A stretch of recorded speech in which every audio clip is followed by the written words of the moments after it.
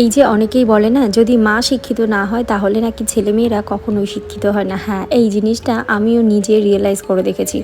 Class তখন আমি 9-এ পড়ি। তখন আমাকে একটা দাদা পড়াতে আসতো।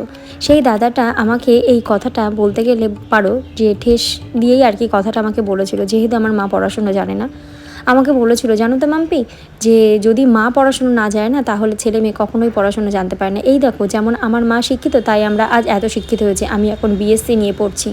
সত্যি কথা, আমি সেদিন মাকে কথাটা বলেছিলাম খুব কাঁদতে কাঁদতে। ভীষণ খারাপ লেগেছিল। সেদিন থেকেই মা ডিসিশন নিয়েছিল, আমি যখন শিক্ষিত না, আমার মেয়েকে যখন এই কথাটা বলেছে, তাহলে ছেলে মেয়েকে আমি শিক্ষিত করেই ছাড়বো। হ্যাঁ, আমরা হয়তো আর 5টা ছেলে মেয়ের মতন অতটা শিক্ষিত না, তবে যেইটুকুনি আমি মনে করি আমার পুঁথিগত, নীতিগত আর শিক্ষাগত শিক্ষা দিক থেকে যা শিখিয়েছে সেইটুকুনি কি আমার কাছে অনেক। ক্লাস 12 পাসের পর বিএ, এমএ, ডিএড আমি যেইটুকুনি করছি শুধুমাত্র আমার মায়ের জন্য। তাই আমি একটা কথাই বলবো, মায়েরা চাইলে সমস্ত কিছুই সম্ভব হয়।